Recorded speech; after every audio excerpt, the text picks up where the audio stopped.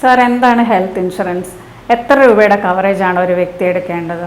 Health insurance എന്താണെന്ന് ചോദിച്ചാൽ ഇപ്പോൾ എനിക്ക് തോന്നുന്നത് എല്ലാവർക്കും തന്നെ അറിയാവുന്ന ഒരു കാര്യമാണ്. ഹെൽത്ത് ഇൻഷുറൻസ് എന്ന് പറഞ്ഞാൽ വളരെ സിമ്പിളായിട്ട് പറഞ്ഞാൽ നമുക്കൊരു അസുഖം വന്നാൽ നമ്മുടെ കയ്യിൽ നിന്ന് കാശ് മുടക്കാതെ ഏതെങ്കിലും കമ്പനി നമ്മളെ സ്പോൺസർ ചെയ്യുന്നതായിട്ടാണ് ഞാൻ മനസ്സിലാക്കിയ ഹെൽത്ത് ഇൻഷുറൻസ് പറയുന്നത്. കാരണം നമ്മളൊരു നിശ്ചിത പ്രീമിയം നമ്മളൊരു കമ്പനിക്ക് അടയ്ക്കുന്നു.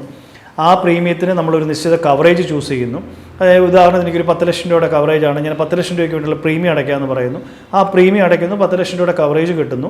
നമുക്ക് ഒരു അഡ്മിഷൻ, അതായത് ഒരു ഹോസ്പിറ്റലിൽ ഒരു അഡ്മിഷൻ വന്നു കഴിഞ്ഞാൽ 10 ലക്ഷം രൂപയ്ക്കുള്ളിലുള്ള ട്രീറ്റ്മെൻറ്റുകളെ കമ്പനി കവർ ചെയ്തോളൂ. ഇപ്പം നമുക്ക് വണ്ടിയുടെ ഇൻഷുറൻസ് എടുക്കുന്ന പോലെ തന്നെ വണ്ടിക്ക് നമ്മളിപ്പോൾ ഇത്ര നിശ്ചിത തുക അടയ്ക്കുന്നു, ഇത്ര രൂപയുടെ കവറേജ് പറയുന്നു, IDV എന്ന് പറയും. അപ്പോൾ ആ IDVക്കുള്ള അല്ലെങ്കിൽ ആ പറയുന്ന കവറേജിനുള്ളിലുള്ള ട്രീറ്റ്മെൻറ്റുകളെ കവർ ചെയ്യുന്നതിനാണ് ഹെൽത്ത് ഇൻഷുറൻസ് പറയുന്നത്. രണ്ടാമത്തെ എന്നോട് ചോദിച്ചൊരു ചോദ്യം, എത്ര രൂപയുടെ കവറേജ് എടുക്കണമെന്ന്. അത് ഞാൻ പറയാൻ ആളല്ല. കാരണം വെച്ചാൽ പലവരുടെ ഇഷ്ടമാണ് ഞാൻ എത്ര രൂപയുടെ കവറേജ് എടുക്കണം. സ്വയമായി തീരുമാനിക്കേണ്ട ഒരു കാര്യമാണ് ഈ എത്ര രൂപയുടെ കവറേജ് ചെയ്യാൻ എടുക്കുക. പക്ഷേ എന്നോടൊരാൾ വ്യക്തിപരമായിട്ട് ചോദിക്കുകയാണ് ഞാൻ എത്ര രൂപയുടെ കവറേജ് എടുക്കണമെന്ന് എന്നോട് ചോദിച്ചാൽ ഞാൻ സാധാരണ രീതിയിൽ പറഞ്ഞു കൊടുക്കുന്നത്, ഒരു ഉദാഹരണം പറയാം. ഉദാഹരണത്തിന് ഇപ്പോൾ എൻ്റെ വീട്ടിലൊരു എൻ്റെ വീട്ടുകാർക്ക് അല്ലെങ്കിൽ എനിക്കോ എൻ്റെ വീട്ടുകാർക്ക് ഒരു അസുഖം വന്നാൽ എനിക്കൊരു 10, 20, 25 ലക്ഷം രൂപ വരെ എനിക്ക് ഒപ്പിക്കാൻ പറ്റും എവിടെന്നെങ്കിലും. അതായത് ലോൺ എടുക്കാതെയോ പണയം വെക്കാതെയോ കടം മേടിക്കാതെയോ എവിടെന്നെങ്കിലുമൊക്കെ എനിക്കിന്ന് ഒപ്പിക്കാൻ പറ്റും. അപ്പോൾ 25 ലക്ഷം രൂപ എനിക്ക് ഒപ്പിക്കാൻ പറ്റുമെങ്കിൽ ഞാൻ എന്തിനാണ് 25 ലക്ഷം രൂപയുടെ കവറേജ് എടുക്കുന്നത്? മനസ്സിലാക്കണം. എനിക്ക് 25 ലക്ഷം ഒപ്പിക്കാൻ പറ്റും. അപ്പോൾ പിന്നെ ഞാൻ എന്തിനാണ് 25 ലക്ഷം രൂപയുടെ കവറേജ് എടുക്കുന്നത്?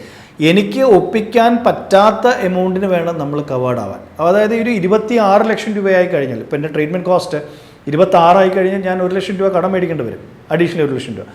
അത് 30 ആയാലും 40 ആയാലും 50 ആയാലും ഞാൻ പിന്നെ കടക്കാരനാവും, കടക്കെണിയിലാവും. ഞാൻ ഓരോ പ്രോപ്പർട്ടികൾ വിൽക്കേണ്ടി വരും, അല്ലെങ്കിൽ എൻ്റെ അസറ്റ്സ് വിൽക്കേണ്ടി വരും, ഗോൾഡ് വിൽക്കേണ്ടി വരും.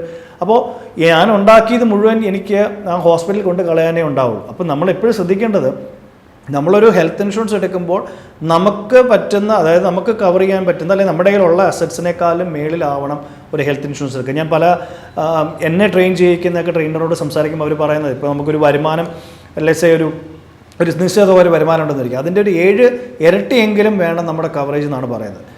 പക്ഷേ ഏറ്റവും വളരെ സിമ്പിളായിട്ട് നമ്മൾ മനസ്സിലാക്കേണ്ട ഒരു കാര്യം, നമുക്ക് ഒപ്പിക്കാൻ പറ്റാത്ത ഒരു എമൗണ്ടിന് വേണം നമ്മൾ കവേർഡ് ആവാൻ.